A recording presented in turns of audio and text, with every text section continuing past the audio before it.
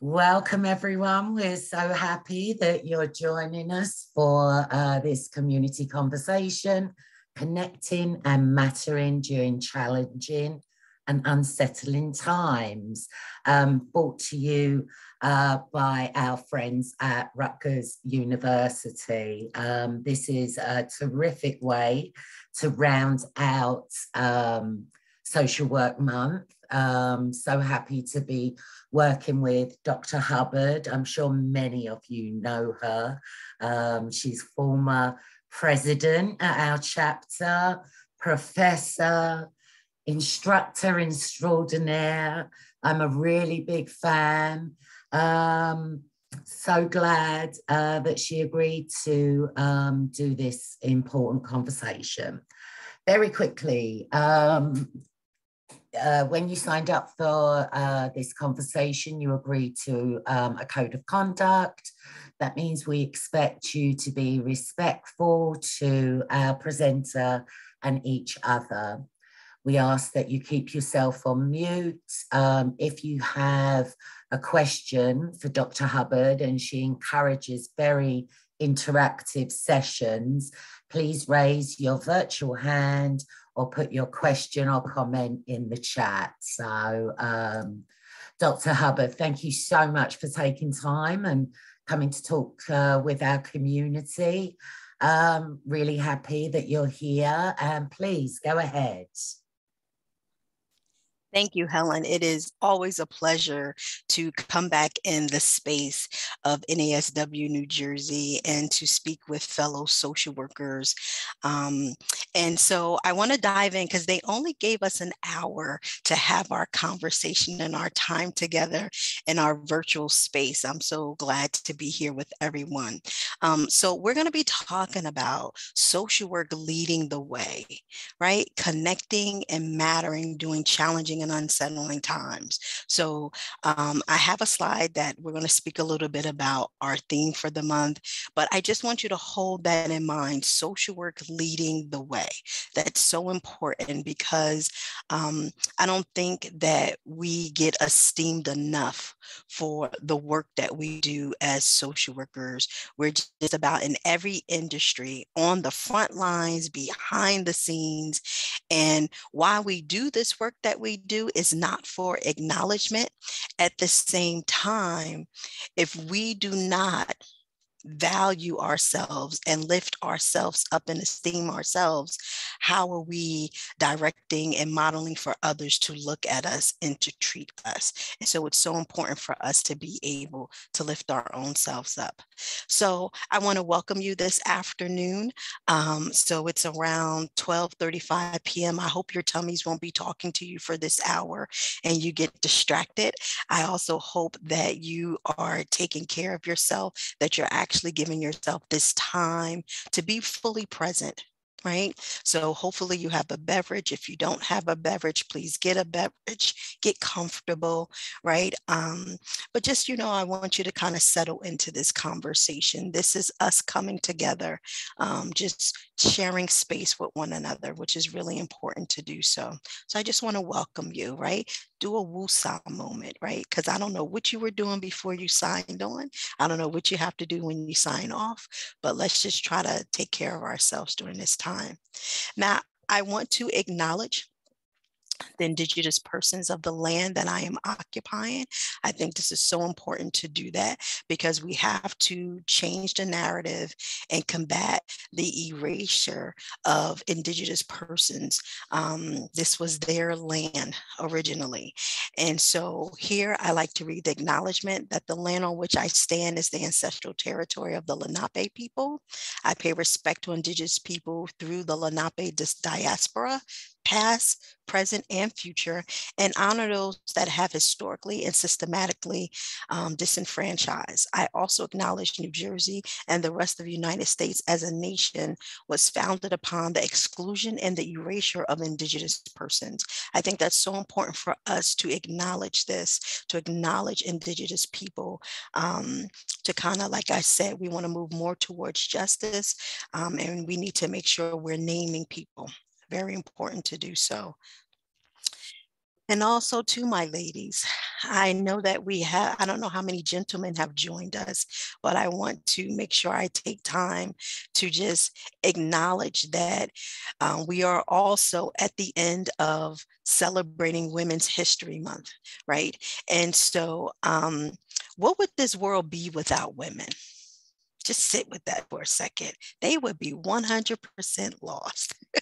Right? And so it's so important for us. And I hope you did this month. I hope you spent some time thinking about the women who have come before us, who have paved the way for us to be able to have the liberties that we have today. We still have more work to do for the women who are coming after us, but we have to be thankful for the women who have come before us, who have fought, right?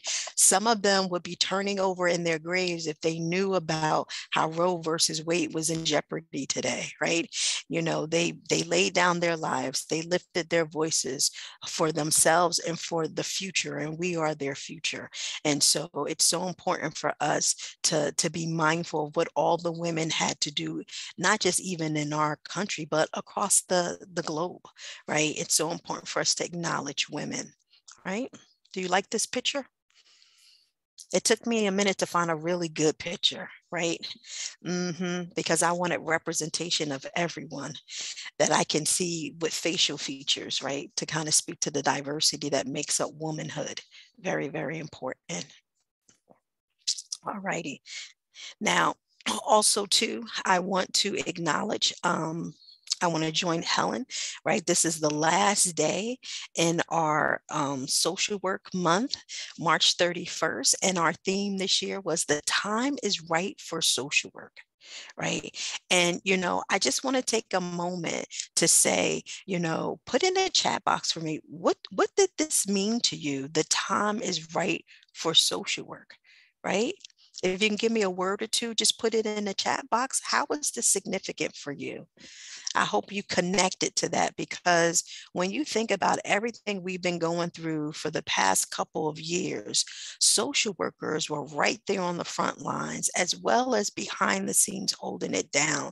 You know, this is a colloquial type of statement, but when you think about it, social work to our nation, social work to the global community, we are the ride or die partners, because we always have people's back, always. We roll up our sleeves, we jump into the ditch with people, we guide people through, we get out there with people, right? I don't see anything in the chat box. Yeah, for some reason the messages are coming to me. So can everybody make sure that it says everyone? Yeah, he might just be sending it to Helen.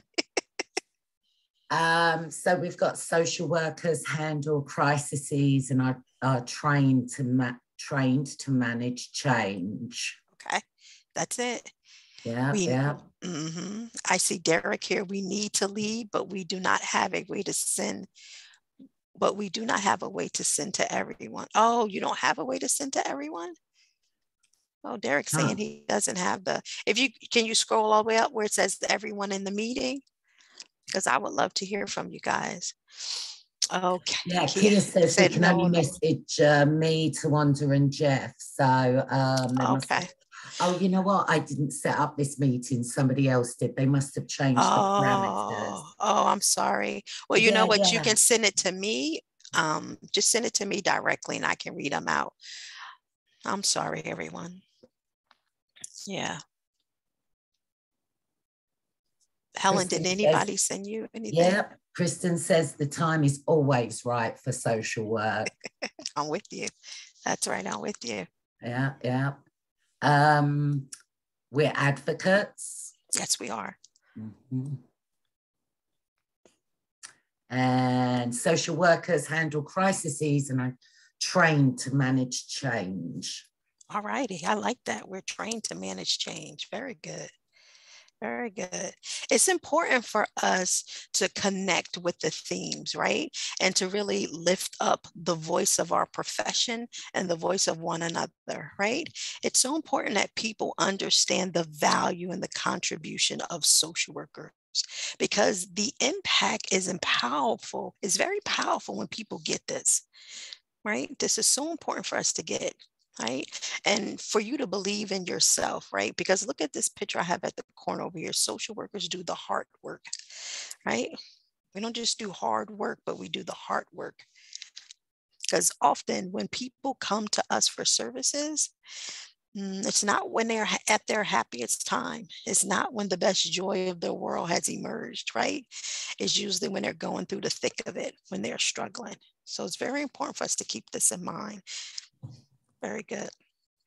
Now, I also want to invite you, I want to set up for our conversation a little bit, right? Because when we talk about challenging and unsettling times, right, I want us to really think about, we're going to be going in and talking about some issues, and it's so important for us to think about solidarity. How are we going to have a conversation with one another? And my hope is that we will embrace the idea of a beloved community.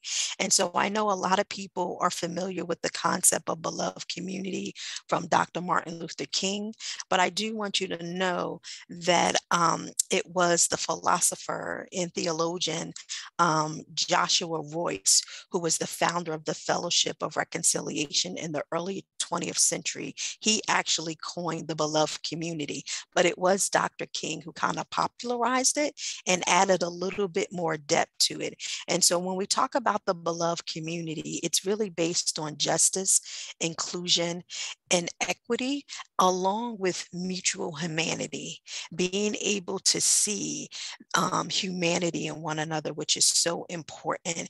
And so when I bring this to you for us to create our own beloved community in our virtual space today as we talk through these issues, because it's so important for us to recognize and understand one another, right? To also recognize that we can have different perspectives and still be connected to one another, still see the humanity in one another, right? That we can have opposing ideas that are both true, right?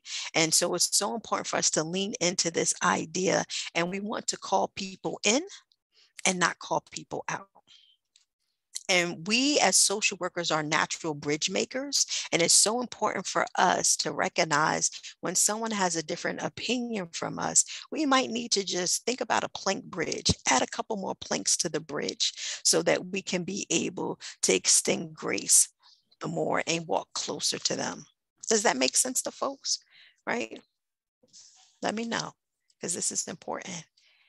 Oh, I see you, Martha. Hi. Mm-hmm. That's right.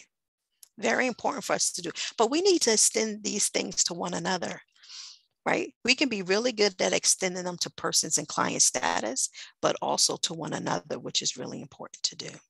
So let me know if you are with me in creating beloved community and talking together today in our virtual space in solidarity. Thank you, Kristen. I see you. I see you, Kia. What about other folks? I know it's not just me, Martha Key, and Derek, Helen, Jeff, and Carrie here. I know there's some other folks here. Are you getting some agreements there, Helen? Not so far. Thank you, Kathy. I'm not sure. You guys with me, or are you eating lunch? You got to do both at the same time a little bit. Well, I hope everybody is with us, right? That's important here. So I want to invite you to join me in having this conversation about connecting, mattering during challenging and unsettling times. And so what we're going to talk about is our current social climate and how there's a feel of disconnection, but there's a need of community and relationship. And also too, we're going to talk a little bit about how you can be in relationship with someone and not be connected to them. And so really focusing on quality connections is important. And social work leading the way is an important idea that I really want you to be able to embrace, because we know how to use relationships to bring about transformative change, to help with healing. And this is why social workers need to be at every decision-making table.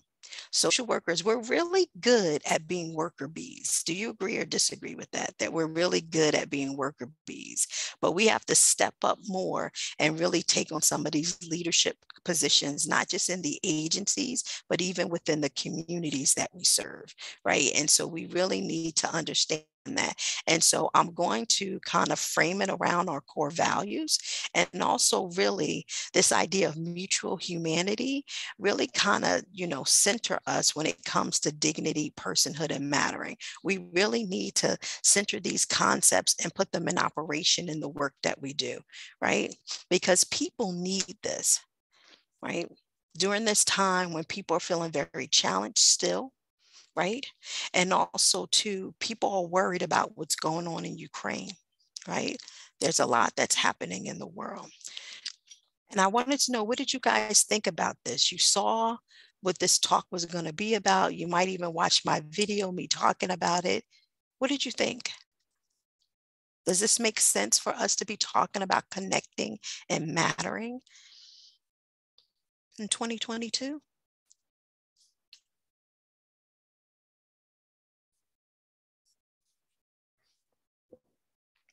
I'm not getting no dialogue here, Helen. Thank you, Jeff. Huh? Thank you, Kristen. Yeah. There is a lot of division in a lot of areas, because it really breaks my heart when I hear about some school districts across our country burning Toni Morrison books in the library, right? It just breaks my heart. Thank you, Kia. Right? It's something that we need. So I want us to be really clear about this, because like you said, we're really good at managing crises, but crises sometimes have us at this heightened state. And sometimes we can forget the intentionality and the mindfulness we need to apply to really connecting with others. I see it, Derek. Very good. And social workers can lead the way in doing this. We've been doing this for generations, right? So here's our social climate. This is what we've been dealing with for the past 2 years or more, right? And so, yes, we have turned the corner with COVID-19 in the United States, but we still have other countries struggling with it, right? And also, too, we still have these different powerful variants that exist, like Alpha and Delta. And so people still need to take care and be cautious. We still have folks who were involved in the insurrection still going through the court proceedings, right? We're struggling still with voter suppression. Black Lives Matter. We're still centering that because we're still battling and fighting these these systemic issues of injustice and discrimination that have been with this country for so long, very entrenched in the way that we kind of relate and see and understand one another. And then, of course, there's been so much focus on police brutality and Black and Brown lives lost through some of the interactions involved with law enforcement. And then also, too, I wanted you to be aware of, each year we're having more incidents of active shooting. Even during COVID-19, we had quite a bit of active shooting incidents, more than we did each year, more than we did in 2020, more than we did in 2019. And so, this is very concerning to me, which I'm sure it is to you as well, that it seems that for some folks, it's becoming an option. Right. And so that really worries me. And then I show you here our gas prices, right? So in New Jersey, I haven't seen $7, but in some parts of the country, definitely on the West Coast, I hear that the gas prices are extremely high.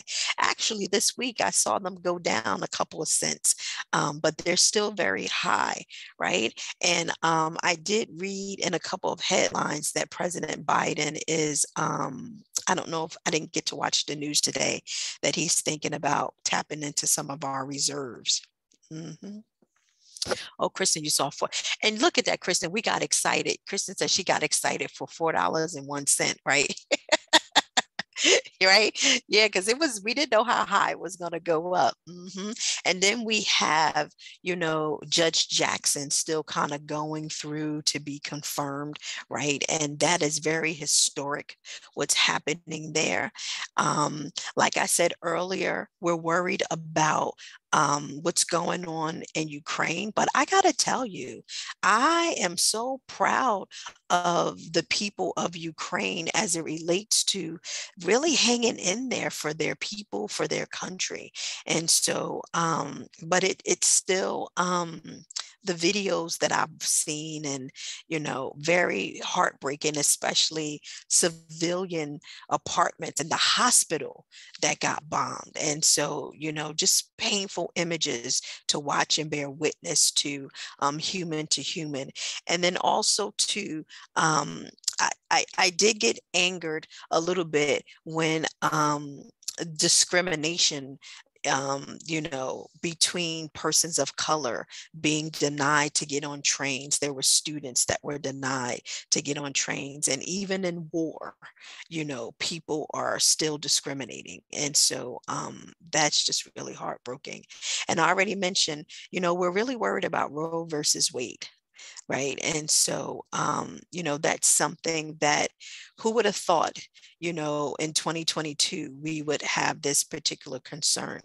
And so there's a lot on our plate. There's a lot of issues that social workers have been involved with for centuries fighting, and we still need to fight.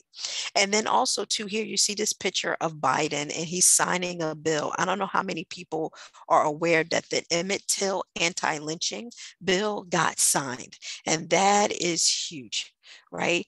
Why it took so long, but that is huge that finally it is considered a federal hate crime, right? And so important for us to understand this. And then at the bottom, you see I have hashtag stop hate. The Asian population has been really targeted.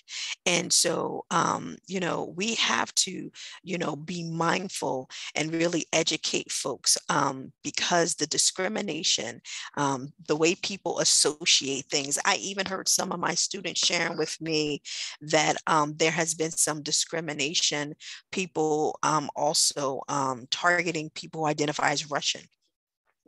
She was telling me in a restaurant that she works at, that people were making very nasty comments towards people who were identifying as Russian, because of what was going on in Ukraine. And so, I know sometimes when we're going through, it brings out the best in us, but for some people, it doesn't bring out the best. Right. And then the last piece you see here, it's kind of taken over and dominated the internet space. Will Smith slapping Chris Rock at the Oscars. And there's been so much debate, so much controversy over that. And, I tell people, we have to look at this from multiple perspectives and also not reduce it. I don't know how many people are aware what alopecia, the hair loss that Jada is going through, Will's wife, and any good enough partner who is bearing witness to their wife losing their hair, right? Think about this. The assumption is many women, I won't say all, but many women have a relationship with their hair. And so if you're having pieces and patches of your hair falling out, that can be a very painful and unpleasant experience for folks. And so any good enough partner is bearing witness and trying to support their mate. Now, it's not an excuse for violence. Never is that an excuse for violence, right? And I think that Will Smith was going through something, Jada, and then Chris Rock also went through something. It's very embarrassing and humiliating for that to happen in front of your peers and on national TV, right? And so, there's no winners in this situation. No winners. And it really speaks to the way we're even talking about it. If you've been watching videos and hearing comments, the division that is in our country around this conversation, right? But it's something for us to think about and be mindful about, right? What do you think about this? Give me an emotion word in the chat box. When you look at our social climate and what we're dealing with, how does it make you feel? All the stuff we toil with and carry. Because as social workers, we're not exempt from having a reaction and being impacted about what's going on. Yeah, overwhelmed, stressed. Yeah, overwhelmed, conflicted, sad, overwhelmed. Yeah, that's the theme, overwhelmed. Yeah, we're dealing with a lot. So we have to take care of us because as professional helpers, we're taking care of others, right? And so we have to make that time. It can even feel discouraging. I got you. Most definitely. Most definitely. Okay. And so this picture goes to depict how we are all in these waters together, right? We've been in these waters together and we're still in it together. But I want you to look at something though. Look at the picture. What do you see? We're all in these waters together, but are we all equally equipped to negotiate the waters? What do you see there? Any differences? How would you describe it? A lot of different boats. But look at the different boats, right? If you look at the bottom of the screen, somebody's in a rowboat and they have no coverage, right? No equality. Yeah, right. So you Hello, have, hi, who's that? this is Michelle, I'm Michelle. and yeah, it's just kind of pushing my buttons when you mentioned the waters and the boats, because a lot of people are in the water with no boat. Yeah. How about a raft? Yeah, How we don't about even no see oars? them. Yeah, I don't even see that Exactly. here. I don't even see that. Yes. And if you look at these waters here, that person or persons probably went under the water. Mm-hmm. Yes. There you go. There you Mm-hmm. go. Yeah. Mm-hmm. I'm Mm-hmm. retired, so when I was working, a lot of stuff was in my periphery. Mm-hmm. You know, people would say if it was on the news, I wouldn't even see like the whole news. I would just see a clip. Or somebody would say, "Oh my God, did you hear what happened?" Like any topic that you just mentioned, book banning, Mm-hmm. you know, COVID, just the Oscars, just everything.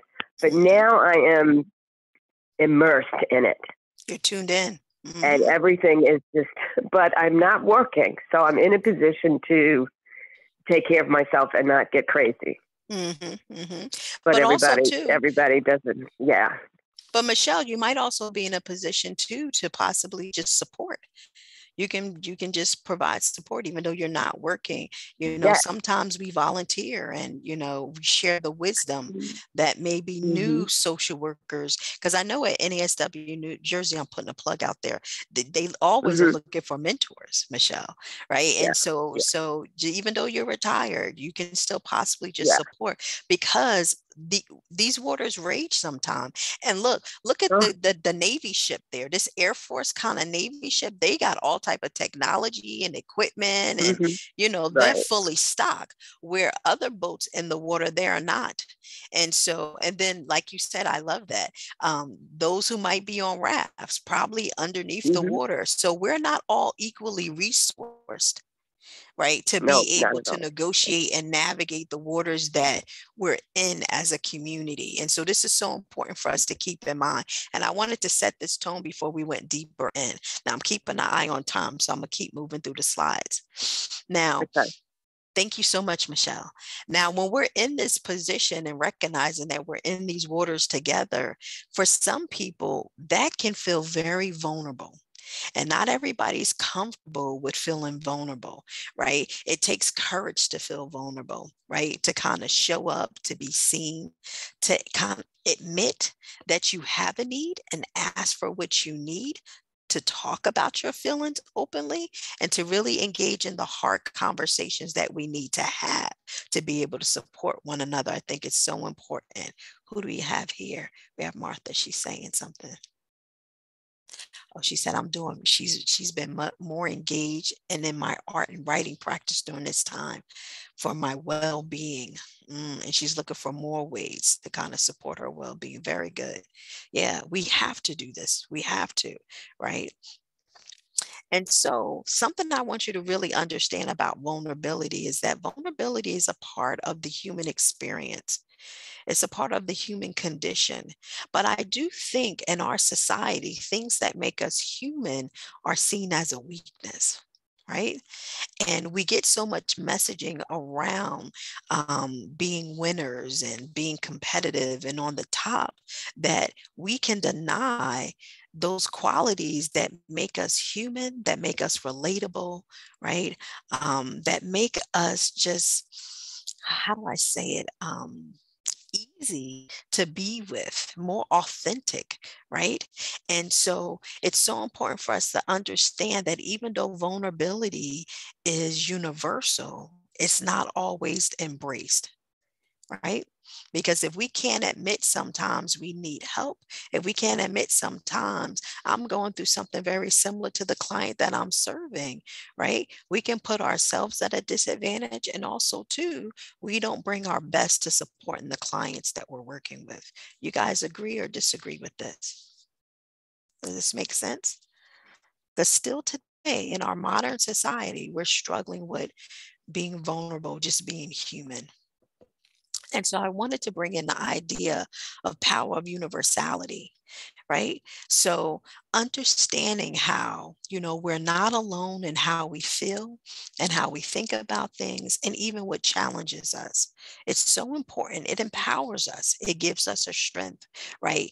There's something about understanding and knowing that somebody's in a similar circumstance to you that helps you not feel alone, and it breaks the isolation, right? Very important.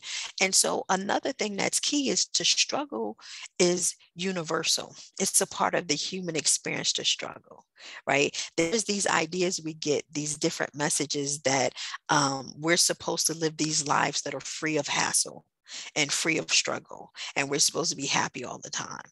And that's not real. That's not reality. Right? It's a part of being human to struggle, just like it's a part of being human, right? To be vulnerable. And I do think there's a part of us as human beings to connect and create community with one another, to support one another as well, which is very key. So Brene Brown, and I don't know how many people have heard her talk about this. She talks about this idea of how in our society, we're really in a crisis of disconnection. So I love it that folks were talking about how social workers know how to manage crises. We're trained to do this, right? And so she talks about this idea of this crisis of disconnection. She says the importance of a sense of belonging and the difference between true belonging and fitting in and having quality human interactions is missing. She said, we need this, but it's missing. And she said, because we sort ourselves into different factions based on our politics and ideology, we turn away from one another.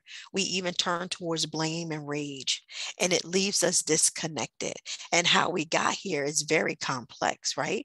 This is not our conversation to talk about the history in regards to how we got here, where different groups in the United States are still so divided, and there's division between those groups and within those groups.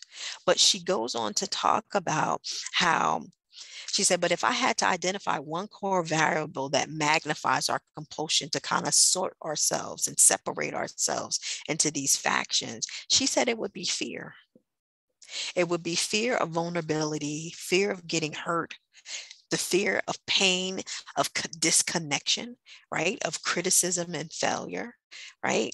And she said, and with this fear, it metastasizes and it grows. And what happens? We move away from the belief in common humanity and unifying change and move into blame and shame. Right? We will do anything that gives us a sense of certainty and will give us power. We'll give our power away to anyone who promises easy answers and give us an enemy to blame. What do you think about that? I like her language, the way she kind of coins it as a crisis of disconnection in our society, right? And this idea of how we kind of blame, right? Very important. I'm going to move on. Now, she also proposes a solution, and she says a sense of true belonging and connection is what we need. But she teases it out for us. She said we need to really look at how we make choices to protect ourselves from conflict, from discomfort, and from vulnerability by either staying quiet or picking sides. Sometimes some people will even adopt behavior of people they don't even really trust and admire, right? And she said, what we need to do, we need to look at these choices, because when we make these choices based on these separating and sorting ourselves into these different factions, right, it leaves us disconnected from the whole, from humanity, right? And so true belonging does not require you to change who you are. It requires you to be who you are, to be authentic, to embrace your humanity, right? So true belonging is not passive. It's not just belonging that comes from joining a group, pretending, selling out. It's not code switching, right? It's not putting a mask on. It's a practice that requires us to be vulnerable, get uncomfortable, and learn how to be present with people without sacrificing who you are, right? I think this is important for us to hear. If we're going to change what is happening in meaningful ways, we're going to need to intentionally be with people who are different from us. We're going to have to learn how to listen, have hard conversation, look for joy, share pain, be more curious than defensive, all the while seek those moments of togetherness, right? So it can feel counterintuitive, but our belief in human connection is vital.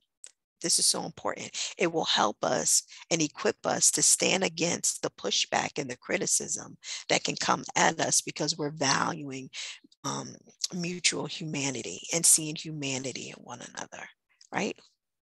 What do you think about this? I'm going to play a short video clip. It's really short, but it's very powerful. Brene is going to say something about this idea of how we need to be authentic, right? Because it's not, how are you going to really connect with someone across differences if you're not authentic? How are we going to heal the divide in our country if we can't come from this authentic place? It's not going to work, right? Now it's really short, so listen in, right? And if you need me to play it one more time, because I think you're going to love it, let me know. So Helen, just give me a thumbs up that you can hear it, okay? There's this part from Braving the Wilderness that it really changed me. It's the practice that came from the book, and it is, don't walk through the world looking for evidence that you don't belong, because you will always find it. Yes. Don't walk through the world looking for evidence that you're not enough, because you'll always find it. Our worth and our belonging are not negotiated with other people. We carry those inside of our hearts. And so for me, I know who I am. I'm clear about that. And I'm not going to negotiate that with you. I will negotiate a contract with you. I will negotiate maybe even a topic with you, but I'm not going to negotiate who I am with you. Because then, and this is, I think, the heart of the book, then I may fit in for you, but I no longer belong to myself.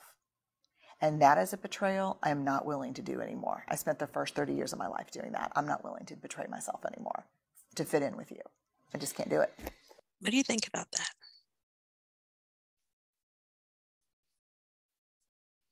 How sometimes we have kind of, to fit in with others, we have betrayed ourselves. And to really connect and have belonging, we need to connect with ourselves first to truly connect with others. Yeah, it is. You got to think of freedom, liberation, right? This is so powerful, right? You like that? Yeah, it's non-negotiable. There are things we can talk about with other folks, but my worthiness, that's non-negotiable, right? Somebody got to hashtag that, right? It's non-negotiable. Very good. So let's go forward, right? Because I got a couple questions for you to think about. Because when we don't see the humanity in one another, would you say it's easy to exclude, to disrespect, and objectify others? Would you say that? Does this rob an individual of their personhood and dignity if I don't see your humanity? And I want to make a note here, because when I'm talking about humanity, I'm not talking about color blindness ideology. I'm speaking from the position of humanity, because my ancestors who were enslaved in this country were considered 3/5 of a human being. They weren't considered fully human. And so there is this process that I'm going to talk about in a minute of dehumanization. And to me, we can easily ignore and exclude people who we dehumanize, right? He's an R&B singer. What's his name? Wyclef. A few years ago, and I've said this often in some of my talks, there was an interview that I watched, and I love when he said this. He said that, I can have a conversation with anyone if they see my humanity before they see my color, right? We all belong to the human family, and we have multiple identities, and we have to create room for all those identities. And we have to always start from that place of mutual humanity. To me, that can begin to help heal the divide as we learn how to also work across differences and embrace one another's differences. Now, social work leading the way. Why is this important? Right? So we're talking about this crises of disconnection, the need for the sense of belonging. And where does social work fit in here? Right? And so, like I said, we're in just about every industry across this land, right? And so social workers are strategically in positions that, as we not just be the worker bees on the front line, but take these leadership positions and use our influence and our power, right? If we adopt these practices and really look to center humanity and belonging and mattering and personhood, how much better would this nation be? How much better would our communities be? Right? And so we have our core values. Social justice is an organizing value in social work. We're all about serving others, right? With integrity, with competence, and we value the importance of human relationships. But, and not but very key here is the dignity and worth of each person, right? So we talk a lot about being advocates. We talk a lot about being social agents of change, right? And we talk about using relationships as vehicles of change and to transform. But we also have to talk about leading the way and modeling how to connect with people, how to create a sense of mattering with people. It's in our mission to enhance human well-being, right? Look at that. We always I always hear social workers talk about, we're about, serving people who are vulnerable and oppressed and living in poverty. I've heard social workers talk about, yeah, we pay attention to meeting needs and empowerment, but let's go up above a little bit. The primary mission of the social work profession is to enhance human well-being. That's first, right? So we need to be clear and make sure we're seeing and acknowledging the humanity that one another possesses, right? And so taking that human rights lens is so important, right? Recognizing that we all have this inherent dignity, right? And of equal and inalienable rights of all members of the human family, right? Because it's the foundation for freedom, justice, and peace in this world. And to me, I'm like, there's the key right there.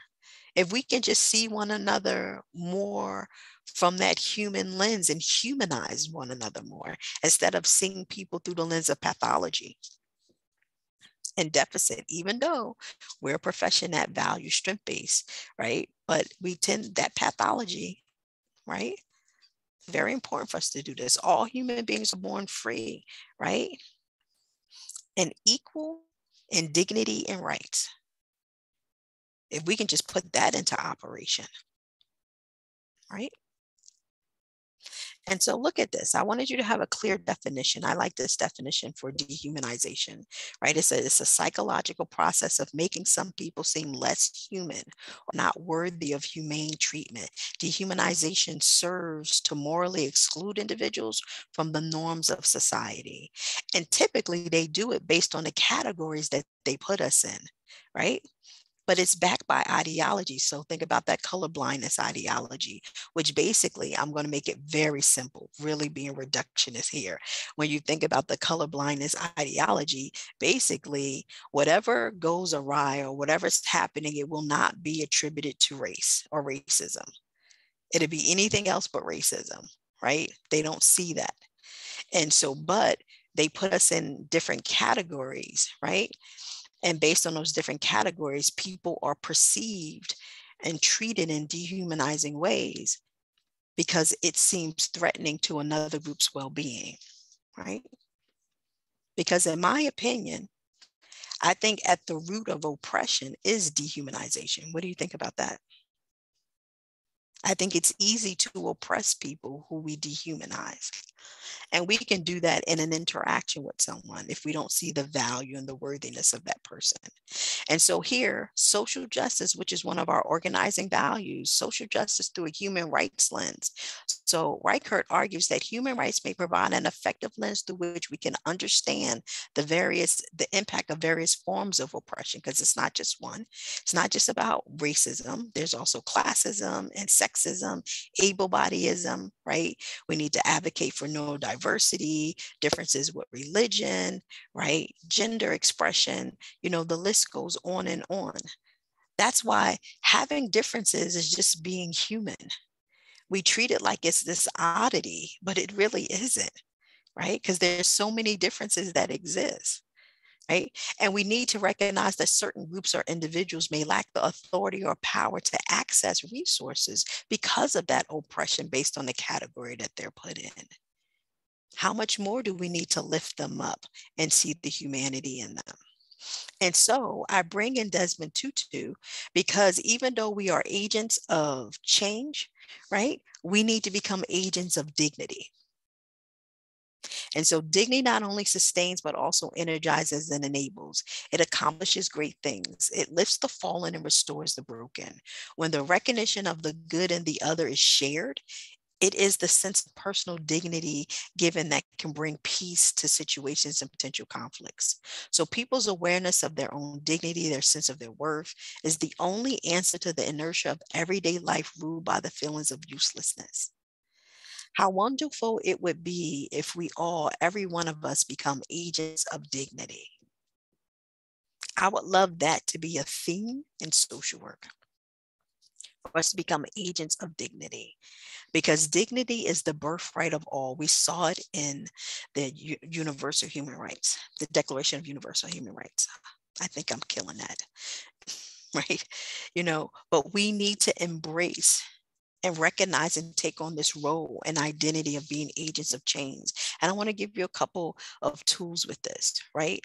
And so I want you to think about how our lives are all connected, our personhood and our community. And I want you to follow me with this. Being human has been equated with being a person in the sense of being in itself, right? Also, too, personhood is sacred and unique, and that every person had an ethical status and should be treated with deep respect. It is a standing or status that is bestowed upon one human being to another in the context of a relationship and social interactions, right? So you bestow that upon me, right? And how we communicate and interact with one another. So you can treat me in a humanizing or a dehumanizing way. Look at this quote from Combs and Freedom in red. We become who we are through relationship, through how others perceive us and interact with us, and how we make meaning of the social interaction. Very powerful. And we know this as social workers. That's why we need to be leading the way here. And I wanted to show you this chart that I thought was so powerful, right? Because when I talk about this mutual humanity, we have to recognize that we have a history in our nation where people did not extend human qualities to other folks. And so we have to be intentional about making sure we're extending human qualities to one another. And so when you think about the idea of people being civil and refined, having moral sensibility, having logic, they can think, they can reason, they have maturity, versus someone who people go to dehumanize, right? Possibly project some type of animal qualities onto them. They lack culture, coarse. They say they lack self-restraint, childness, right? Irrational. One of my worries about seeing Will Smith slack Chris Rock was like, oh my goodness, is it going to reinforce the negative stereotype about Black folks, and that we, that, you know, kind of some type of animalistic type of nature there? That was one of my concerns that popped into my head initially. Right? Or is it going to be dehumanizing and reinforcing a negative stereotype? Also, too, when you look at the bottom here, with our human nature, we have emotions. We can feel, we can be affected, we can be warm interpersonally, we can be open cognitively, we have agency, individuality, we have depth. When you dehumanize people, you take these qualities away from them, right? And people might not even be mindful in knowing that they're doing this, how they're objectifying folks, dehumanizing. And we need to make sure we're humanizing one another. And so this is so important to hold our community accountable for this, right? And so we want to center this accountability, and we don't want to call people out. We want to call people into this. We want to deeply believe that people can learn, transform, and do better with humanizing one another, recognizing the human characteristics and qualities we have, extend that to one another, catch ourselves that we're not dehumanizing one another. This is very key. And to do this, and we got this as social workers, we need to embrace a relational stance. We need to engage with people, genuinely show interest and care, right? We need to be present and attentive and interested. We need to center.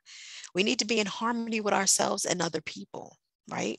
Centered in our minds, our bodies, our spirits. We need to be grounded, right?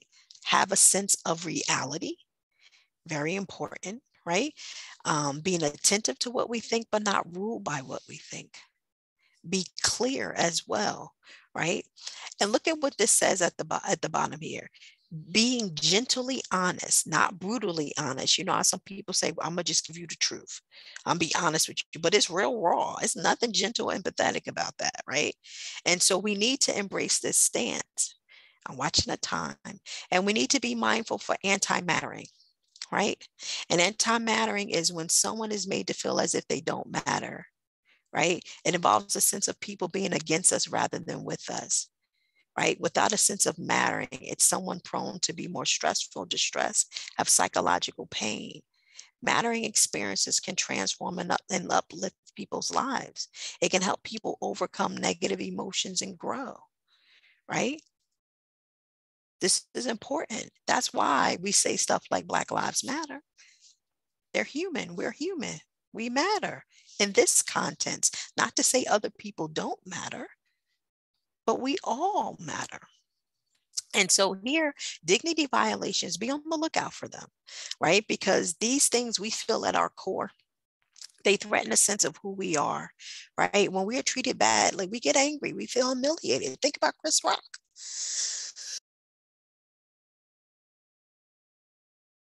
Excuse me. Think about Chris Rock here, right? And so I want you to recognize, if you go down a little further, right? When people get these dignity violations, they're not treated as they matter. They can feel shame. And it's at the heart of all human conflict. And these wounds don't just go away, they can cripple us. And so we need relationships, we need to be connected. And so I want you to know, in relationships, we exist. My apologies, I have allergies with the weather changing. It's where we develop, where we grow, where problems get created, where solutions are found. We can't survive without relationships. But with these relationships, I bring back in, we become who we are through how we are perceived and how people interact. And so we need quality connections. We need people who can provide safety for us. People that when differences emerge, this is something key here. Very key. Let me look. So look down here under the underline. Excuse me. Excuse me. Go to the underline. Connection may be and often is a portal to increase conflict because safety in relationships allows differences to surface. How those differences are treated is a telling indicator of the quality of connection. Right? So if when I think differently or act differently, you don't reject me, avoid me, or dehumanize me, but you look to empathize and understand and connect. So connections involve respectful negotiations of differences that facilitate growth. Right? Something new could emerge between us. Very important. And so lack of respect is painful. It hurts, it destroys trust. And so we want respect and mutuality. It's life affirming. Very important. And so mattering is feeling valuable and adding value. It's a fundamental psychological need. It helps us be resilient, right? And if anybody wants my slides, please put your email in the chat box and I will send it to you, right? Or Helen will send it to you. One of us will send it to you, right? And also recognize that mattering means that we need to belong. It's a protective mechanism for us, right? It helps to build us up. It provides a tonic for us. It helps us flourish. And also dignity is the backbone to mattering, right? That sense of being worthy, honored, and esteemed. And look at this last one. Dignity can be the lens through which we make sense of the world. If we become these dignity agents, and I'm wrapping it up in a minute. So I'm leaving you with these 10 essential elements of dignity, which is fairness, giving people the benefit of the doubt, extending understanding to people, allowing people to be independent in their thought, accountability, taking responsibility for your actions, right, in the interaction, acceptance of identity. People have different identities, right? Be careful how we approach people, making them inferior or superior, making people feel like they belong, providing safety, not just physically, but psychologically, and giving people your full attention and validating people, right? These are very important elements of dignity. And so please know and embrace how we're wired, right? We're wired to be human, right? Recognize these qualities that we need to extend to one another, right? Understand that we can lack awareness sometimes, which can violate other people's dignity, right? So we need to develop a sensitivity to dignity and mattering and making sure we're creating a sense of mattering and dignity. And remember, my humanity is bound up with yours, for we can only be human together, right? And so social workers, I think we can do this. I think we can lead the way in being agents of dignity and really making sure we're humanizing one another versus dehumanizing one another. That's my message for today. Oh, wow, 1:30 on the dot. Any comments? Any questions? Oh, I see some. Okay, I see a couple of email addresses. Mm-hmm. Any comments? Anybody want to come onto the mic before we wrap it up? You give us one more minute, Helen, Jeff. Anybody got any comments? Martha, I'm calling out names. Christian, Derek, Kia, Michelle. Yeah, thank you, Tawanda. It's Martha. I really appreciate it. I appreciate the focus that you put on humanity and on connecting.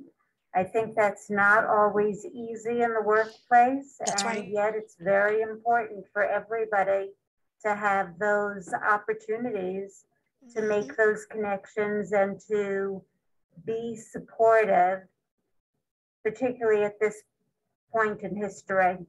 That's right. I agree. And thank you. I see Laverne and I see Monique and Kristen. So thank you, everyone. I think it's so important. Yes, like Kristen said, it's a reminder to us all. And remember, we sometimes privilege that part of the social work identity of being agents of social change and advocates. But please, let's be agents of dignity. That's my message, right? I know I'm delivering it on March 31st at the end of Social Work Month, but we're social workers 365 days of the year. And so that's the message that I really would like you to kind of pass on, model, right? And encouraging one another and creating this sense of mattering and not dehumanizing, but humanizing one another. Any other comments? I'll take my PowerPoint down. Oh, let me, just in case people want to reach out to me, that's my email address if you have any questions. Oh, you thought of a quote, be curious, not judgmental. Oh, all the time, Kristen. We need to be curious and not judgmental.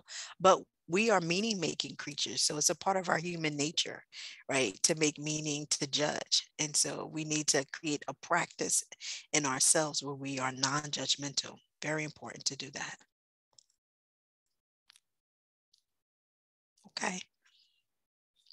Am I turning it over to you, Helen? Turning it over to you, Jeff. Thank you, everybody, for making time for us, sharing a little bit of your lunchtime with us. I appreciate that. And again, hats off to all my fellow social workers and all mental health practitioners out there. We need what you're doing. The world needs us. The world needs social workers. They need us. And so please take care of yourselves as you're taking care of others. Thank you so much, Dr. Hubbard. I can send out the slides to everybody who registered, so they have it if you pop it on the email to me, Dr. Hubbard. And as always, so fascinating. I love the way you frame things. Always so lovely to hear from you, and we really appreciate your time in these waning hours of Social Work Month. We don't just get 1 month to celebrate. We want to celebrate you all the time, frontline and essential workers. So thank you, Dr. H, and thanks everybody. Enjoy your afternoon. Yes. Have a good one, everyone. Good to see folks. Good to hear there's some folks I hadn't seen in a minute. Very good. Bye. Bye-bye. Thank you.